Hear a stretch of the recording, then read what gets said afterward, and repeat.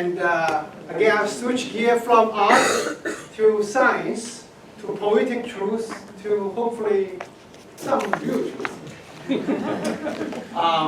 So, as neuroscientists, we all wanted to know how the relationship between brain and behavior, how the 100 billion neurons in our brain that makes 100 trillion synaptic connections underlie our ability to perceive, to perception, cognition, memory, and motivation in action, and also our ability to pursue careers such as like an artist and a scientist, as best embodied by this famous drawing from Leonardo da Vinci. Neuroscientists actually study the brain at different levels and scales. For instance, some people study the key molecules in the brain, in the neurons. For instance, in this case, the ion channel that allow ions to go through the neuronal membrane to activate or silence neurons. Or they can study the synaptic connections, how a neuron talks to another neuron by releasing chemicals in between. Or they can study how a single neuron build up its complex dendritic trees so that they can take up a lot of information, send axonal projections to talk to downstream neurons. Or they can study how neural circuits are organized and process information. Or some people will study whole brain in a living animal, how behavior works. So traditionally, there are these subdisciplines. For instance, these are called molecular, cellular neuroscience. These are systems and behavioral neuroscience and psychology.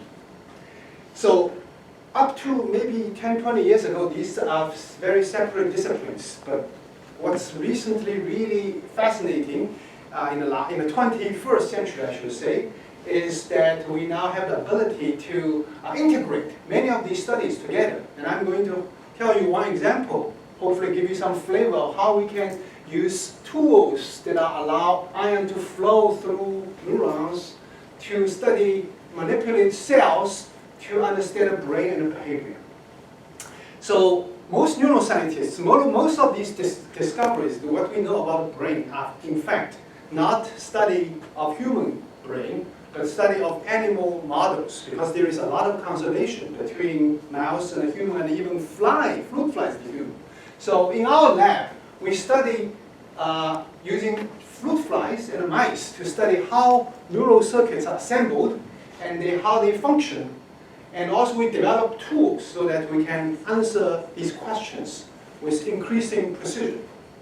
And in my spare time, I also wrote a neuroscience textbook to teach Stanford undergraduate and graduate students, and happy to say that this textbook is actually being well adopted all over the world, and I'm now actually working on a second edition of it. So in today's talk, I'm giving you some flavors. First of all, I'm going to talk about motivation, psychological theories in the last century to explain why animals are motivated to do what they do. And then I'm going to talk to you about a new technique we developed in the last few years called a trap. Probably the most difficult part. And then in the last year, I wanted to use this technique to study how motivation works. All right, so let's talk about motivation. So in the last century, psychologists have used different theories to explain behavior. So one of the prominent theory in the early 20th century, so-called behaviors are stimulus-response coupling. Essentially, you have a stimulus. For instance, you are water deprived, then it will lead to you to drink. So there are nervous system built in to ensure that this you are always hydrated, because it's a very important thing for living animals. And then water deprivation will also cause not only drink, but also you work to drink, or you can tolerate more bitter water in order to fulfill your requirement. If you are not thirsty, you wouldn't drink bitter water. And similarly, if you eat dry food, you have to do similar things, because dry food also make you in need of water. Or if you have heat, dehydration, you also do this. So it seems like there is a lot of the stimulus-response relationship that the nervous system has to build. So then people have introduced the concept of drive, or as an intermediate variable. That is, all of these stimulus actually lead to the same thing. It's called a thirst. It's an artificial concept, but it's very useful because then thirst can lead you to do all of this. So you don't need to build all of these complex networks. You just need to lead to the thirst when you drink. But how does this actually work? How do these drives work? Again, very famous hypothesis called the drive reduction theory of motivation. So pioneered by American psychologist Clark Hall in his famous textbook, Principles of Behavior. So to give you an example, we in our bodies we need to maintain homeostasis. For instance, I give you an example: water balance. So if you are deviation from homeostasis, let's say dehydrated, will create a drive called thirst. And thirst will motivate animals to work for drink, and therefore leading back to homeostasis. So in Clark's theory, drive is aversive, like thirst is aversive. And drinking water is to reduce the aversion, or you work for drink in order to reduce this negative drive. And that's what, according to Clark, motivation, the essence of motivation is. And you can extend drive to these additional ones. For instance, hunger, sex. These are so-called primary drive because they are innate. They are built in the nervous system. And you can also have people have extended secondary drive. For instance, money, fame, power. If you are lacking of money, you are upset. You work hard in order to get more money so that you can satisfy your, reduce your aversiveness of being poor. But the question is there a neural basis for drive? What is in the brain? What kind of neurons activities that explain this? In fact, another 10 years later, there are people who have designed experiments to test this motivation. And they found that the drive reduction theory is actually not correct, or suggested to not be correct. So in this experiment, this is actually an interesting experiment. You put an electrode inserted in the rat brain. And this electrode is connected to some stimulator that's activated by this lever. So when the rat presses the lever, it will close the circuit so that it will receive a shock of electrical stimulation. So if the electrode is, let's say, inserted into a brain region which is giving activation, which gives you a feel good as a rewarding, then the rat will, once they discover, press a lever that will stimulate them to make them happy, they will keep press lever. So this experiments were done by James Oates, and in this experiment, he trained the rat to press lever here once, so that it gets the stimulation, and then the rat has to cross this 4 feet to press the lever there. And once the rat learns, it will just keep pressing lever, run over, pressing lever, run over. They can do this no end. And in order to actually test how strong the driver is, he put in the middle electric grid, so that the rat has to undergo some electric shock in order to do this. And the rat will keep doing this. And if he put in the reward center, the rat will do this, will endure more electric shock than a hungry rat without food, going for food, or a thirsty rat go for water. So this actually leads to the discovery of brain rewarding system like dopamine systems that you probably have all heard. So the question is now, if you put an electrode into a center for the mouse feel good and they keep pressing lever, it turns out that also they tend to they tend to also stimulate them to drink or eat. So it appears that electric stimulation induces animal to eat or drink appear rewarding rather than aversive, as predicted, as suggested by the drive reduction theory. So this drive reduction theory is being thrown out the window, replaced by the so-called incentive salience. So the incentive salience is food and water are naturally appetitive. And hunger and thirst essentially amplify, make the food and water more rewarding. So again, in order to test all of these psychological theories, we need to go into the brain. And that's what our modern new technology in the last decade, I would say, allow us to do. So let me give you some example of the experiments that we did. It's on the thirst circuit. So we actually know quite a bit about thirst circuits. This is a side view of a mouse brain. And in the hypothalamus, there are these red neurons. These neurons are interoceptive neurons. They can sense the blood osmolarity and hormones. So when you are dehydrated, osmolarity goes up and hormone level goes up, and they activate these red neurons. And these red neurons will activate in turn this neuron called a medium preoptic nucleus neuron. So this is the key word that I want you to, I'll use it over and over again, MNPO. It's in the hypothalamus. And these neurons are very important because when you lesion them, the animals will die of dehydration because they cannot sense they need water.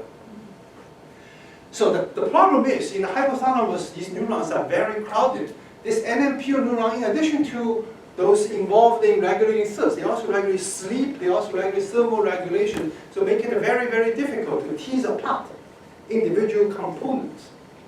So that's what the new tool that we developed that helped to solve this problem. So I wanted to first give credits to the people, 3 key people who have done these experiments. This was spearheaded by a graduate student, former graduate student. He graduated a few months ago, Will Allen, who is now at a Harvard Society for Fellow, Junior Fellow, which is a very prestigious position. And his undergraduate student, Michael Chen, who also just graduated, and he's now a Rhodes Scholar studying Oxford. And they utilize a mouse strain, and this Will is a joint student between myself and Carl Deisseroth, a colleague whose work I will introduce, pioneering work that we are using. And they utilize a mouse engineered by my former postdoc, Laura Donato, who also just left the lab and started her own exciting lab as a professor in UCLA. So, now this is probably the most complex slide. This is the trap technology. If I introduce to even a lot of biologists, they often feel difficult. So let me actually, the slide is not in the evening mode. I wanted to, because usually it's my bedtime. I wanted to get rid of this. You need some motivation. And here's sunrise. Much better. Okay, so if you don't understand, don't feel upset because, but I will try it. So this is a cell, okay? Inside the cell, there is a nucleus where DNA is, where CRISPR-Cas9 is cutting up your DNA that you just heard. And inside the nucleus, each of this is a DNA, piece of DNA, and this is a gene, okay? So I'll start with the bottom gene. There are 2 genes. The bottom gene, this tomato is a protein, it's a red fluorescent protein. If you express this protein, the cell will turn red. It's a marker. And this is driven by a so-called promoter. Promoter is to tell the gene when to turn on, when to turn off. So the promoter will drive the tomato to express, except that we have a stop sign in between to actually block this interaction, so that with the stop sign, this tomato protein will not turn on. But we also put in between stop sign some DNA site called the recombinase recognition site, which in the presence of recombinase called a CRE, it will be cleaved, the stop sign will remove, and then essentially you can turn on this tomato gene, right? So this seems to be very important. So this CRE actually is an enzyme which will cut, I'll show you that movie later on. But CRE, we are also introduce another component. It's called ER, which will, when fused, will make a protein stuck in the cytoplasm. It cannot enter the nucleus, which makes it useless until you have some drug which can bind to this ER and translocate from cytoplasm to nucleus. So it's a lot of regulatory control. Most important one is that this promoter called FORCE is a gene, endogenous gene, which actually is activated when the neuron is very active. Okay? So when the neuron is very active, you create this ER. So you turn on this Pac-Man-like thing, which is the enzyme which will cut the DNA. But it stays in the outside of the nucleus. It cannot enter, so it cannot cut DNA. Nothing happens. However, so a stimulus, whatever activates this neuron, will make this useless until you add a drug. When the drug binds to this CRE-ER, it will cause translocation in the nucleus. And then it will cut away the stop sign, and then the cell turns red, brown.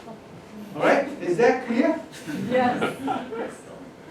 Okay, so we can turn the cell to red. So the bottom line is that this technique allows us to trap, we call it trap neurons that are activated by some experience.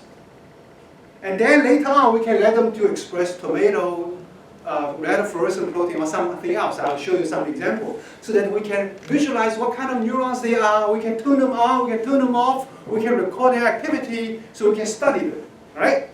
So now with this trap method, we can now try to see what neurons are activated when the animal is thirsty. So this is a control experiment where we have the mouse is in the home cage, and there is nothing. They are always, whenever they are thirsty, they can drink water. So this MMP neuron has very little activity. Each of this dot is an activated cell. Now, if we inject this drug 48 hours after water deprivation, you see this whopping amount of neurons that are activated, because these neurons are activated by dehydration, as we knew before. But what now we can do is that we can force these neurons to express many other proteins of interest. So one of the most interesting proteins is optogenetic activator. So these are actually fantastic tools that are developed by Carl Dijssel's Stanford colleague. These are ion channels that, in response to light, will open and cause neuron to activate, or this yellow channel will cause neuron to silent. So you can see that whenever you shine blue light, you have a spike of a neuron. And whenever you shine yellow light for this one, you will suppress a spike. So these neurons, I will only talk about this one. Whenever you shine light, you activate the neuron. Now we can use actually this AAV also being introduced, that express channel rhodopsin that only will be activated when this CRE enzyme is there. So we can now inject into the mouse and then trap them when they are thirsty, so that all the thirst-activated neurons will be able to express this channel rhodopsin, which allow you to turn on the light, activate the neuron when the light is up. So this is a mouse which has a cable on top of it, which can shine light whenever we want to, and to activate the neurons that are dehydration activated. And this mouse is water satiated, so when it sees a dish of water, it will couldn't care less. Just walk by and do something else. Now we turn on the light. Now the neurons that are dehydration activated neurons become activated. The mouse becomes thirsty, as if you keep drinking water, drinking, until you turn the light off. We can also train that mouse to press a lever in order to get a drop of water. And when the mouse is thirsty, it will do this. Once it's trained, it will keep pressing the lever to get the water, just like the one I showed you to run back and forth in order to get reward. Because when an animal is thirsty, water is rewarding. However, when the mouse is satiated, they will never do this, or very little. In this experiment, we test the satiated mouse. You first follow this red experiment, a green experimental line. Whenever we turn light on, this is the lever pressing time. You will keep pressing the lever until we turn the light off, even if they are not thirsty. So this shows that we can actually ask the mouse to work for water. It's not like we turn on this neuron, the mouse just want to drink. It's the perception that I'm thirsty, I need to go to get water, do whatever I can to get water. Okay? And in fact, we can so this is the water level pressing. This is how frequent we stimulate. The more we stimulate, the more urgent the mouse is to press the lever and do the work. Now, another very important tool that created in the last decade are those so-called calcium indicators. These are proteins that will increase their fluorescence when calcium concentration is high. And calcium concentration often equals to when the neuron becomes activated. So essentially, active neurons will have more fluorescence. And we can put these proteins into cells, and then we can image the cells and know which neurons become activated, see which fluorescence goes up. So this is a very nice technology. You can see these fluorescent transient. Whenever the neuron fire, the fluorescence will go up. So we then put this into our thirst-activated neurons and see what happens when a thirsty animal starts to drink water. So if the thirsty animal does not, if the bottle is empty, they will not have nothing to do, no change in activity. But when they start to drink water, this is the licking, the bottom. The activity, the indicator will go down. So that says that these neurons actually are reducing their activity when the mouse starts to drink water, which makes sense because these neurons are activated when the mouse is thirsty. So when they are drinking water, they reduce their activity. And in fact, this is let them drink freely. This one, they have to press a lever in order to drink. So their speed of drinking is slower, and the activity reduction is also slow. In this case, they have to press the lever 6 times in order to get a drop of water. And their water consumption is even slower, and the activity is even slower. So this activity really scales, integrates the water intake, reflect their thirst state. In the last experiment that I'm going to show you, we want to test whether activation of these thirst neurons, whether they are aversive or appetitive. This is going back to the drive theory. So in this experiment, the mouse does not have water anymore. It has a lever, and it's being constantly stimulated. But anytime they press a lever, they will have a 20-second break. So the question is whether if they like the stimulation, they should not press the lever. But if you don't like it, they will keep pressing the lever in order not to receive stimulation. Okay? And this shows that once they know how to do this experimental, this is the control, experimental, they just keep pressing lever just to say, I don't like this, I don't like this, let's stop. Okay? So this is a very strong indication that activation of these dehydration-activated neurons or thirst-trap neurons is aversive to animals. And again, the more you the higher frequency of stimulation, the more lever pressing they do. So in summary, this is my last slide, in fact. Our experiments actually provide a neurobiological basis for this drive, thirst drive, that was hypothesized by Clark Hall in 1940s without experimental evidence. But now we think that this MMPO neuron activity really is the neural basis, constitute an aversive and a scalable drive. So when these neurons become active, it will force the mouse to drink or to work, press lever in order to drink. And this drive motivates water-seeking consumption behavior. And then, after you drink the water, you reduce the drive, and the water consumption leads to a reduction of drive, aversive drive. So I think it's a very nice integrating a lot of modern neurobiological technologies to address our age-old psychological question of what is motivation in contact with thirst. Although I should say that thirst is one of the simplest drive. And although we show a aversive drive reduction theory, we didn't disprove that there is an incentive salience component. I think in thirst, really the primary drive is this avoidance of aversion. eating is more complicated. When you're hungry, the hungry, of course, make you upset and you want to eat, and there's a drive reduction theory component in it. But it also integrates other things, you know. When I'm thirsty, I like to drink water. When I'm not thirsty, hydrated, drinking water does not give me pleasure. But when you are even full, a delicious piece of chocolate cake can still be appetizing. So I think in the food consumption, there is more component to it. But at least in the thirst case, we provide a very good example that how we utilize new technologies of precise genetic engineering to, using those tools that allow us to turn neurons on and off at will, designed with these behavioral experiments that allow us to get to the, I think, a pretty important heart of a neurobiological question. All right, I'll be happy to answer any questions.